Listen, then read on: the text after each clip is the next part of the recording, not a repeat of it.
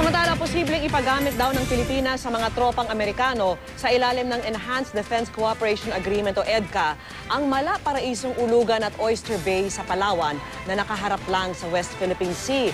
Pabor naman kaya ang mga Palawenyo? Saksi si Ian Cruz.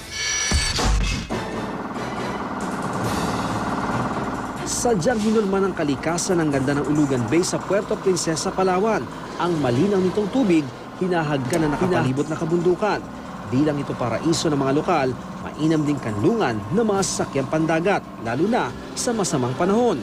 Dahil dyan, kaya inilipat dito ang headquarters ng Naval Forces West o NAV4 West na nagsisilbing sentro ng operasyon para ipagtanggol ang mga teritoryo ng bansa sa West Philippine Sea.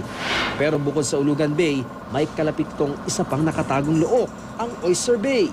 Estratehikong lugar kung ituring itong Oyster Bay, kaya naman isa ito sa ikinokonsidera ng AFP na ipahiram sa tropang mga Amerikano kapag sila ay narito sa Pilipinas. At mula nga rito sa Oyster Bay ay makakalabas ka na patungo sa Ulugan Bay. Ang Ulugan Bay naman ang daan patungo sa West Philippine Sea. May detachment din dito ang Navy, pati pier at tangkinan langis. Ginagawa naman ngayon ang boathouse na pwedeng pan-dry dock ng maliliit na vessel. Hindi pa pinal, pero ang Ulugan at Oyster Bay posibleng ipagamit daw sa mga tropang Amerikano. Gagamitin yan sa kanilang training at iba pang aktibidad sa ilalim ng Enhanced Defense Cooperation Agreement o EDCA ng Pilipinas at Amerika.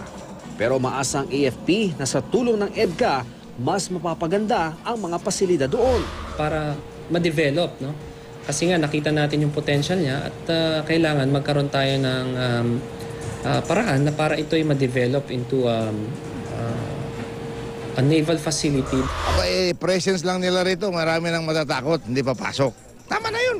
Diba? That alone is a deterrent by itself. Tungkol sa mga agam-agam, kung makakasira ba ito sa kalikasan? Mahalaga yung development. Basta yung distraction controlled.